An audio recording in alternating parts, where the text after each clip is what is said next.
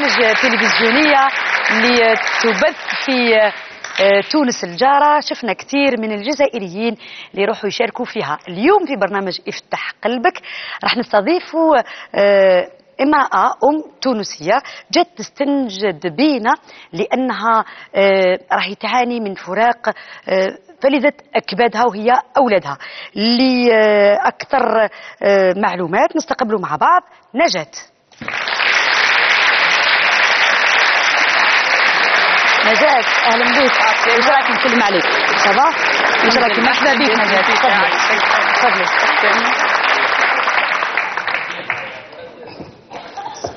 اهلا بك نجاة. اسمحي لي. بك يا عايشك. مرحبا بك في الجزائر. عايشك كيف بخير؟ الحمد لله. الحمد لله ربي يخليك. عايشك. قولي لي نجاة، مين انت من تونس اكزاكتومون؟ انا من تونس، ولايه منوبه. وقولي لي عرفينا شويه عليها هكا باش الجمهور الجزائري يعرف منوبه باش معروفه أكثر. باش معروفه بالفلاحه. تخي بيان اكسلون. وشحال في عمرك نجاة؟ 40. واش تخدمي؟ توا ما نخدمش قاعد. داكور. وشنو علاقتك بالجزائر نجاة؟ والله انا قبل ما نعرفش عليها حتى فكره، ما عندي شيء، اما توا على صغاري وكل تقريبا سافا بيه. صح. شوفي قبل ما تبداي تحكي لي شوفي معايا التقرير ونعاود نولي واحكي لي كل شيء. مرحبا بك. وبيك يعطيك الصحة. شوفي معايا.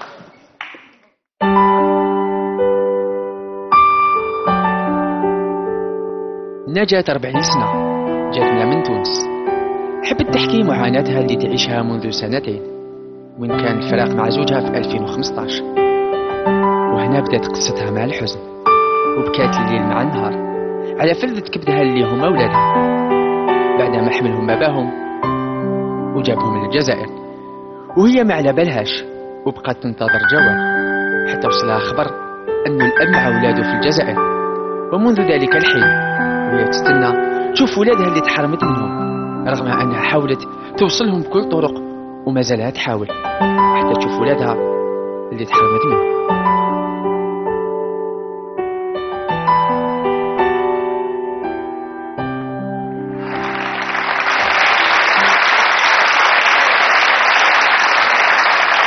نجاة مرحبا بك مرة واحدة. قولي لي برك حاجة في التقرير شفناك بالخمار، انت تديري حجاب ولا لا؟ لا مش بالحجاب، اما البارح خرجت من السبيطار.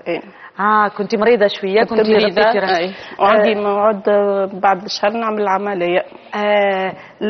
على سلامتك ان شاء الله ولطف عليك كما تقولوا انتم هكا. لطف عليك.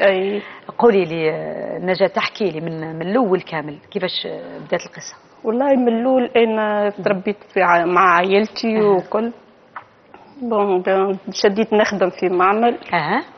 نخدم اموري واضحه وكل. بعد جيت بنت عمي عرفتني صاحبتها، عندها خو راجلها اللي عرفتني بيه وكل شيء.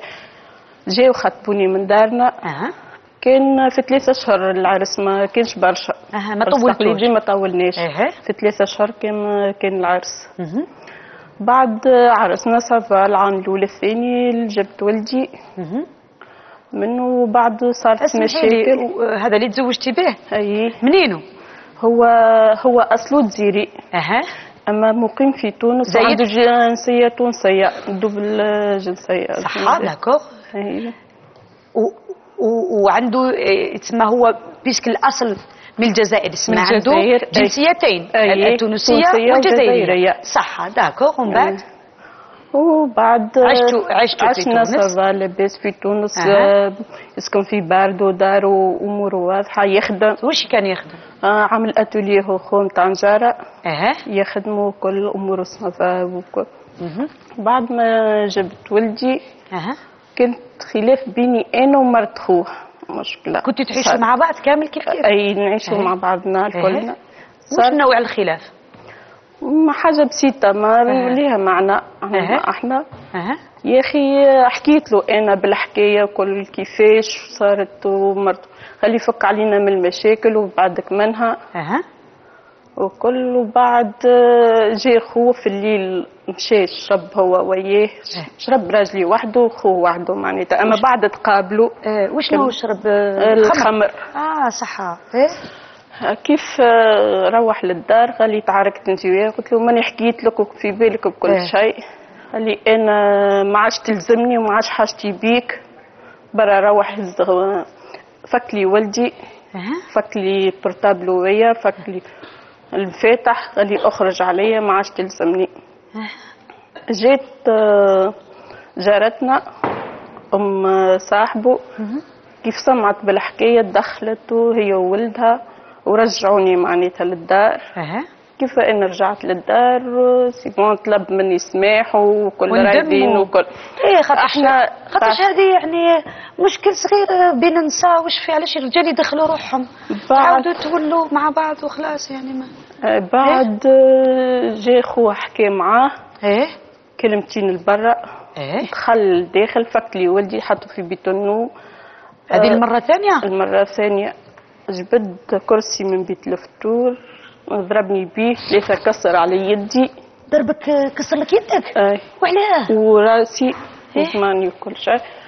ما فقت كان في السبيطار، هزني خوه الكبير ومرته هزوني للسبيطار. هذوما اللي كانوا يشكوا منك هما اللي لا اخرين خاطر هما 4 مع بعضهم يسكنوا. يعني ما شكيتيش به؟ ما شكيتش به. وروحت لدارنا وجيت طلب مني سماح من دارنا ويحاول. وخاوته كامل واش ما قالولوش المراه ما تنضربش؟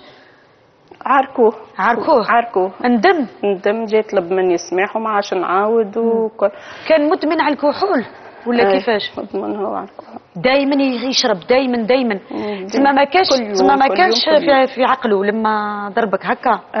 ما كانش في هكا نشاعر. هذه هي للاسف كثير من النساء. خليني نفتح قوس ونقول كثير من النساء يعني يعانيوا العنف بشتى اشكاله، يعني سواء مع ازواجهم ولا يعني المرأة تعنف. فما كاش فرق في تونس ولا الجزائر ولا في المغرب ولا حتى في العالم. كثير من النساء يعني يعانيوا العنف تاع ازواجهم، وكاين للاسف حتى يلحقوا للموت. فاحنا نقولوا لا للعنف للمرأة، لأنه المرأة ضعيفة وكل شيء تحل بالحوار، يتحل بالكلمة الطيبة. ولا ما قدرناش ربي خلق اطلاق على كل حال. لما تستحيل الحياة الزوجية ما نضربوش بعضانا، كاين حل واحد هو الطلاق وخلاص، هو واحد ما يضرب واحد. وولدك شحال في عمره؟ هذاك الوقت ولدي وقتها عام ولدي.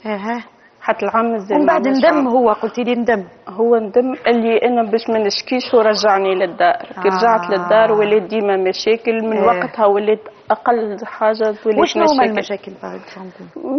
حاجه بسيطه لماها ما هو يعمل عليها مشكله. قلتي لي مدمن، هذه يكون مشاكل كل يوم شرب. كل يوم وليت من وقتها. وبعد حبلت ببنتي جبت بنيه منه. وديما فما مشاكل. وانا يبدا صاحي في النهار نحكي له نقول له راني ما نحبش المشاكل، ما نحبش نوصل نشكي. اما وقت اللي نقرر صيره وصاي ما عادش. حملت الضرب، حملت الاهانه، حملت كل شيء. اما راني وقت اللي نقرر صاي. وعائلتك كيفاش يعني وقفوا معاك؟ كيف ولا تكلموا معاه قالوا لي ودي ما تضربهاش؟ كيفاش؟ هو لي انا يضربني ويهيني وكل شيء. وكي يمشي لفاميلتي ودارنا يبدا قدامهم يبدا يحمل ويبوس. وانا نحب مرتي، نحب صغاري، نحب ندللهم. يبدا يشري ثاني ويشري ولدارنا وكل شيء. ديما يجوني يقولوا لي اي مراه فما مشاكل واي مراه عدي وكل شيء احمل على جال صغارك. عائلته هو زاد اخوه ديما يعارك فيه ديما يقول له ما تضربهاش ما كان معناتها وكل. اللي اخر مره كها صارت. ولادك كيفاش عاشوا هذا العنف هذا تاع والديهم؟ لانه حتى الاطفال للاسف يتاثروا بزاف من العنف. صغار ما يعرفوش. ما كانوا صغار ما يعرفوش. صح صغار ما يعرفوش. كملي. اللي اخر مره كها وتعاركت انا وياه وقررت هاي ما عادش نرجع له، ما عادش هزيت صغاري ومشيت لدارنا. علاش كانت اخر مره؟ وش صار اخر مره؟ اخر مره مشيت انا وامي وبنت اختي ومشينا ولادي مشينا للبحر. معناتها بتنا في البحر في حلق الواد. وشد غاديك كان على باله شاورتيه باللي كان هو معنا. هو معنا. هو معنا. هو اللي هزنا ومشينا. صح. وبعد غاديك شرب وشرب وكل شيء، كشرب دار عليا قدام امي، بدا يضرب، بدا يسيح، بدا يعيط قدام الناس في البحر. في البحر جاوه الرجال يعملوا له شو مرتك، علاش هكاك، علاش تعمل هكاك. قال لهم انا مرتي وما يدبر فيا حد ونعمل فيها اللي نحب. ايه من وقتها قررت ما عادش نرجع له، هزيته لصغاري ديريكت، روحت لدارنا انا وامي وكل. شحال عندها هذه القصه؟ قصة توا عندها عامين. عندها عامين من اللي صرات. عامين صح. شوية. رحتي لداركم ومن بعد؟ روحت لدارنا، جاي حاول كالعادة ونحب نرجع ونحب صغاري. قلت له انا قررت صحيح ما عادش باش نرجع. شفتي نرجع يزي صحيح. شفتي بلي الحياة معاه مستحيلة. مستحيلة الحياة معاه. شكيتي به ولا ما شكيتيش به؟ وقتها قررت باش نمشي نشكي به. قلت له كل حد على روحه، لكن انا ما نحرمكش من صغارك حتى اللي يكبروا كل. قال لي باهي هذاك اهو. مشيت انا قدمت، حملت محامي لفكام. كي قدمت المحامي اوراقي باش نعمل لي طليق، ولا يجي يصرف على الصغار ويجي يطل عليهم. كان ينفق عليهم ولا لا؟ هما مازالت الحكم ما حكمش بالنفقه وبالكل شيء، لكن يجيب لهم مصروفهم، يجي يطل عليهم. صح. وتوفى اخوه اللي كانت انا ومرته بن خلاف. اللي كنتوا انت ومرته على خلاف. توفى. كيفاش توفى؟ مرض زاد توفى. هزيت صغاري وامي مشينا لهم. رحتي لهم الجنازه وحضرنا وكل. قال لي انا تحرمت من خويا، ما نحبش نزيد نتحرم من ولدي، نحب نبيتو بحذايا. قلت له ما يسالش، خليه لكن جيبهولي. قال لي به. كان بحذا خواتو شاهدين عليه خواتو وكل. كمل 3 ايام جابهولي. جيب لي ولدي، روح لي بيه للدار. رجعوا لك، قعد معاه. رجعوا لي. وبعد ولي يحب يهزهم. قلت له انا ليه ما تهزهمش؟ يقول لي هاني هزيتهم وجبتهم معناتها وكل. عطاك الامان. يخلي فيه يهزهم، وهو وقت يحضر لهم في الباسبورات نتاعهم، يركح لهم في امورهم. حضر لهم باسبوراتهم وكل. قل لي، هو بصح كي كنتي عايشه عند داركم كان يصرف شويه على صغاره؟ يصرف على صغاره. يصرف على صغاره على خاطر انا باش نطمئن، واللي هو معناتها باهي معاهم وباهي وكل شيء. باش يقرر لك الامان. ايوه هكاك. يا اخي اولادك يحبوا يروحوا عند باباهم ولا لا؟ يحبوا، متعلقين بيه وبيا كيف متعلقين به وبيك. تخبي كان يعاملهم مليح. تخبي. في الاخر غاب شهر. انت ما كان عندك عليه حتى خبر؟ ما عندي على بالك شو وين راح؟ ما في باليش. سقسيتي قلتي وين راح؟ لا ما سقسيتي. من بعد جاك الخبر؟ وبعد هو اتصل بيا. قال لي وينهم الاولاد، شنو لاباس وكل. قلت له راهم لاباس. اما راهم متوحشينك ويحبوا يراوك وكل. مليحه. يعني انت لما كنتي على خلاف معاه ما حبيتيش تحرميه من اولاده؟ ما حبيتش نحرمه من اولاده، على خاطر انا ما تحرمتش من ولدي، باش نحرم من صغاري ما نجمش نحرمه. قلتي ما نحرموش هو من ولاده وما نحرمش ولادي من ابوهم.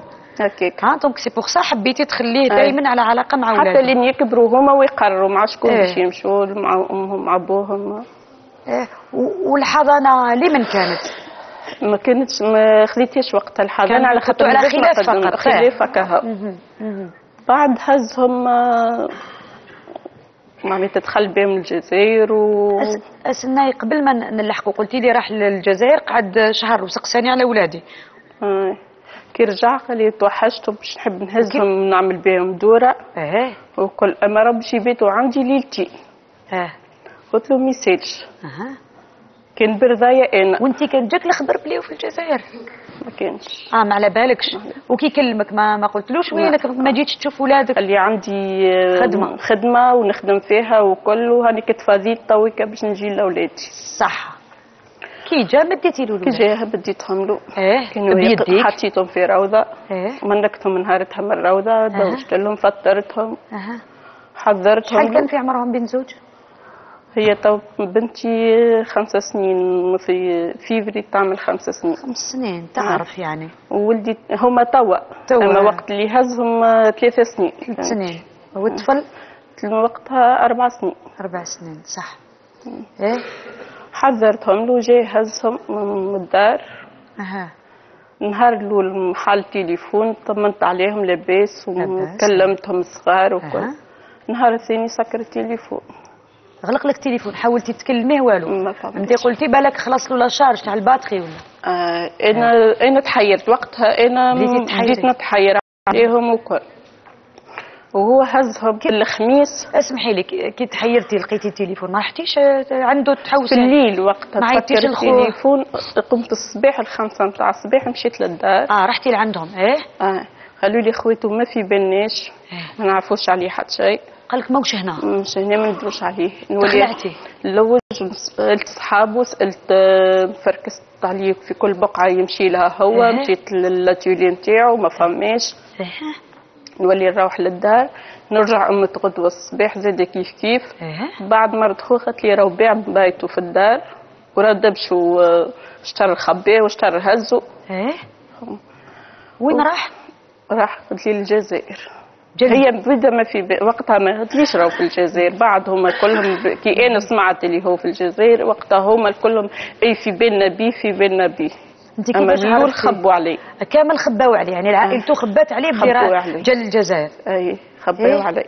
وكنتي كيفاش عرفتي؟ مشيت شكيت وكل خرج البوليسي فركس عليه. مشيو لاخواته وكل كلموه. وقتها يحل تليفونه، كلموا واحد من خوته حل التليفون وقال له انا راني مشني في تونس وما عندكم ما تعملوا لي. كلمني انا زاد اتصل بيا قال لي اسمع انسى اولادك، انساهم. لا لا لا لا وبرا شوف حياتك وبرا اعمل لي تعمل. المهم اولادك انساهم. انا من وقتها لتوا نوم من رقدو. يا الله، في اي لحظه نتفكر نجري وحدي مركز المنطقه ليش اي بلاصه نجي. فاميلتي نشكرهم برشا واقفين معايا، لكن انا موجوعه ما نحبش نظهر لهم، نحب نقف لصغاري، نحب نجيبهم باي طريقه.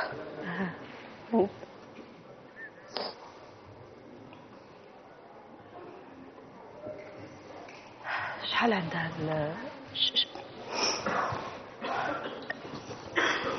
هذوما اخر نهار شفتهم، نهار سلمتيهم له.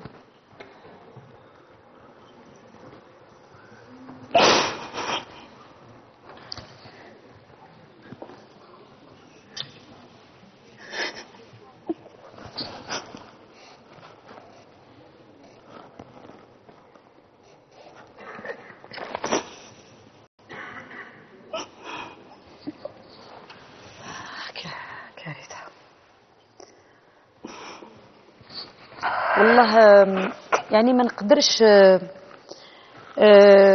يعني نتصور. ما تبكيش اختي العزيزه، لكن انا ما نقدرش نتصور كيفاش واحد يقسى على اولاده بهذه الدرجه، لانه ممكن كان حب يعاقب الطليقه تاعو، يقول لك ندي لها اولادها ونسرقهم، لكن اللي راهو يتعاقب حقيقه هو هذه الاطفال ابرياء تحرموا من يماهم.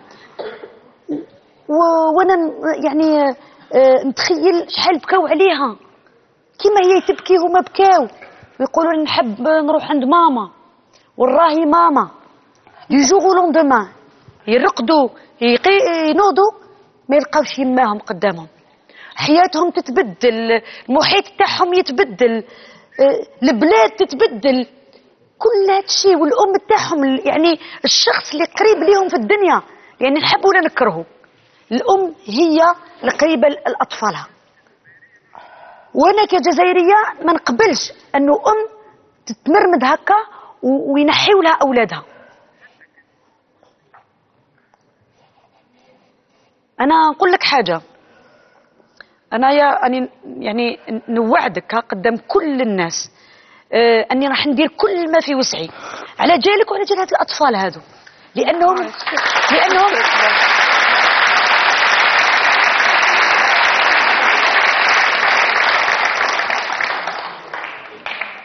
لانهم هما الضحيه الكبرى. دائما يعني الكبار كما نقولوا يديروها يخلصوها الصغار. وشنو ذنبهم يتحرموا من امهم؟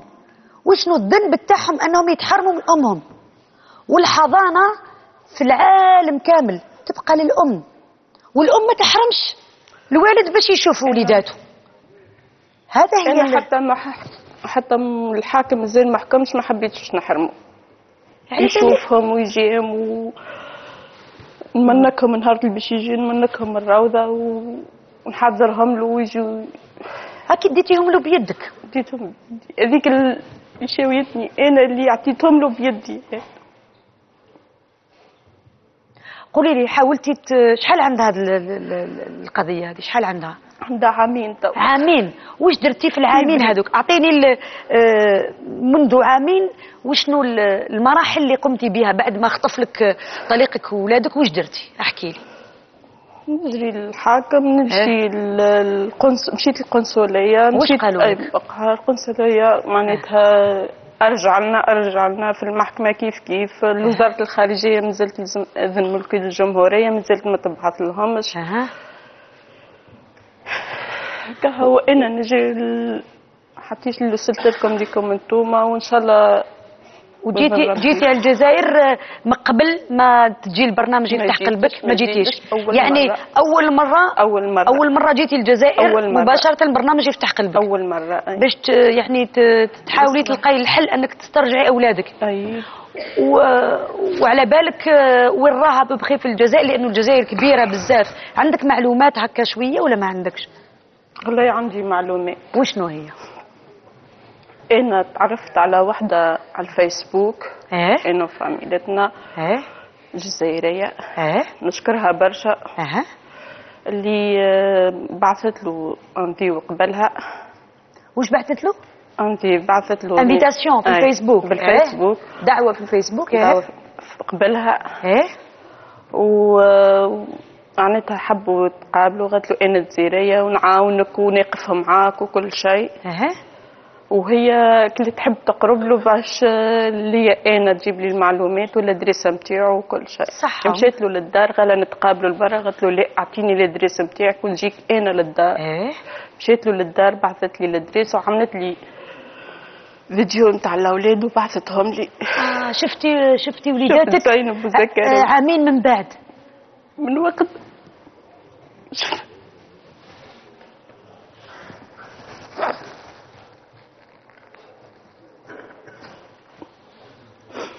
ان شاء الله يحلها ربي ان شاء الله. عند اكتوبر هذا اللي تعدى عملت عيد ميلاد زكريا، لميت العباد حطيت لهم صغار باش كلاو. تفكرت ولدي في اي لحظه ما ننساهمش يعني.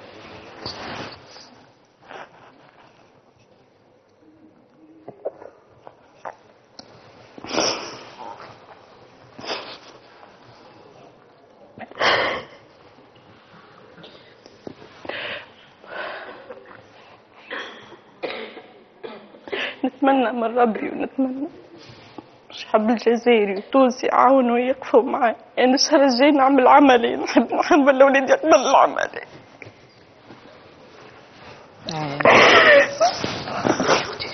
خلاص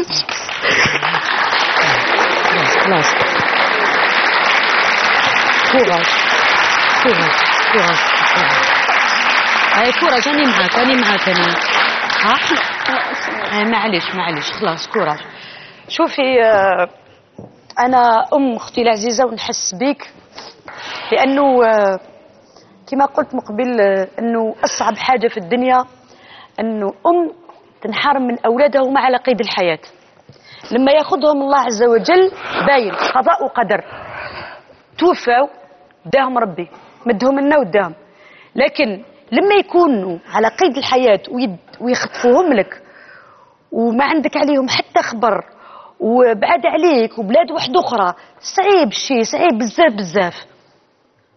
فاني حاسة بحرقتك، وإن شاء الله يعني راح نعملوا كل ما في وسعنا. وكاين يعني منظمات وطنية رسمية، وكاين كذلك جمعيات خيرية كاين شبكه ندى لحقوق الطفل اللي نبعث لهم رساله باش تعاوننا في قضيه نجاه مع الرئيس عبد الرحمن عرعار، وكذلك الهيئه الوطنيه لحمايه الطفوله اللي تترأسها كذلك السيده مريم شرفي، كذلك وزاره العدل. كثير من الناس يقدروا يعاونونا باش نلقاو الحل انك تسترجعي ان شاء الله اولادك. هو اخر مره توا في حسب السنه في رمضان اللي تعدى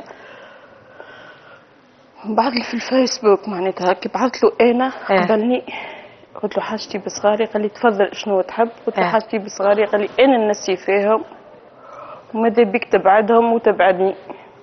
عاود الزواج هو ما نعرفش، ما على بالكش.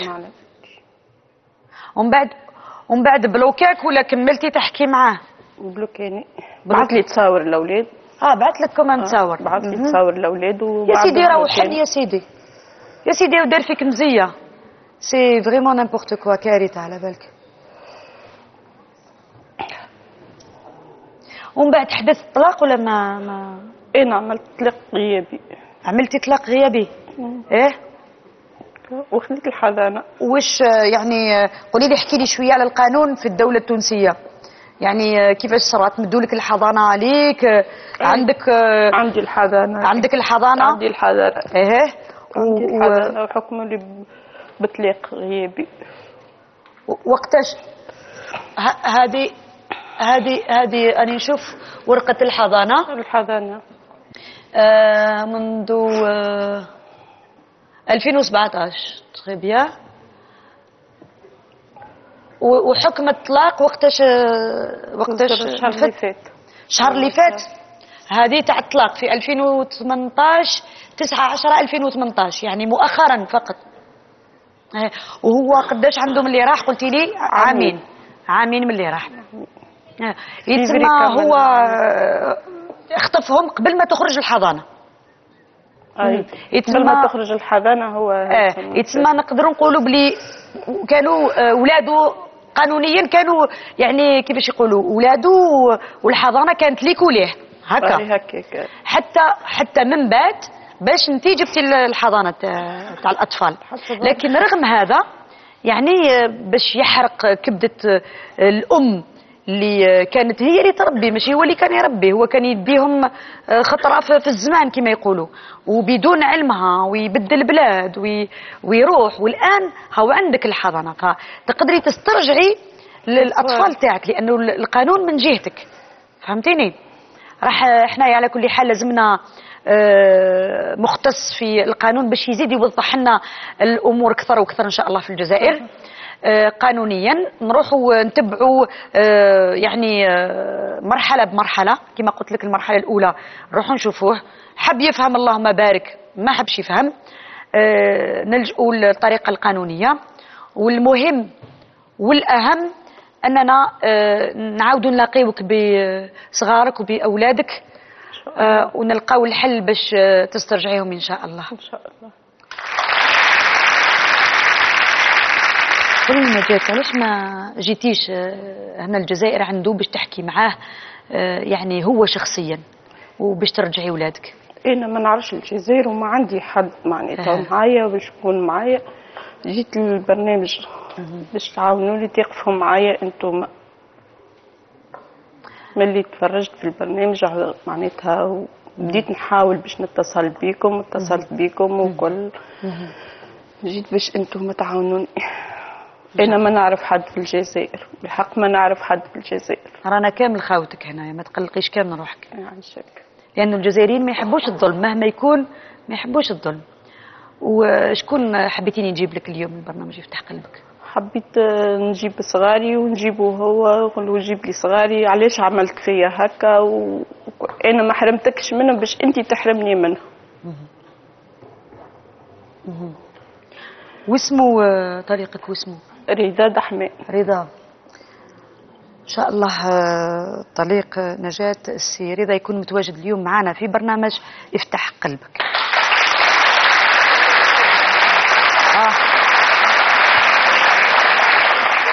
جاتني اليوم لبرنامج افتح قلبك نجاة، تونسية تستنجد بيا، تزوجت مع تونسي جزائري الأصل، كانوا عايشين في تونس ما تفاهموش، قام دل أطفال وجا للجزائر وخلاها محروقة عليهم بدون أي معلومة وما عندها عليهم حتى خبر. فشفتها اليوم يعني من كسرة، محروقة على كبدتها. إن شاء الله السي رضا يكون متواجد معنا اليوم في برنامج افتح قلبك باش نحاولوا نلقاو الحل الملائم للأطفال وللأم كذلك. نروحوا مباشرة عند زميلتي شهرزاد ونشوفوا إذا ضيفها موجود بحذاها. شهرزاد. نعم مدام سليمة. أهلا بك، وش راكي؟ الحمد لله. سافا؟ يعني راني للأسف متأسفة. أنا نشوف فيك وش ما حضرش معنا رضا اليوم. ما قدرش يتمكن فريق الإعداد يجيبوا السيدة رضا.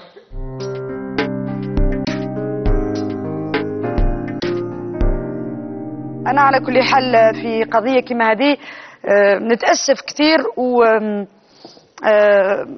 ما نتكلش على فريق الإعداد. ما تبكيش، ما تقلقيش روحك، أنا نوعدك أنها ماهيش قضية لا فريق الإعداد ولا شيء، دي تولي قضيتي أنا شخصيا. فأنا كأم ما نحب حتى واحد يدي لي بنتي ويحرمني منها، فراني حاسة بيك وكما الآلاف من الأمهات راهم حاسين بيك، الجزائريات والتونسيات وكل أمهات العالم. ما تبكيش، رانا مضامنين معاك، وأنا نوعدك شخصيا أني راح نوقف معاك ونروح معاك، يعني نطرقوا كل الأبواب إن شاء الله باش تسترجعي أولادك. ما تبكيش اختي العزيز، ما تبكيش. داكوغ داكوغ، ما تقلقيش كامل روحك. دركا إن شاء الله راح تجي معايا أو تقعدي معايا. مرحبا بك عندنا في الجزائر، ونجري معك يعني في كل أبواب ونطرقوها مع بعض هكا. حياتي ما تستحق على نفسك. صح صح صح صح. إذا مشاهدينا الكرام، نوعدكم إن شاء الله باش تشوفوا بقية هذا القصة في الأيام المقبلة. إلى ذلكم الحين تهلاو لي في روحتكم وابقوا على خير.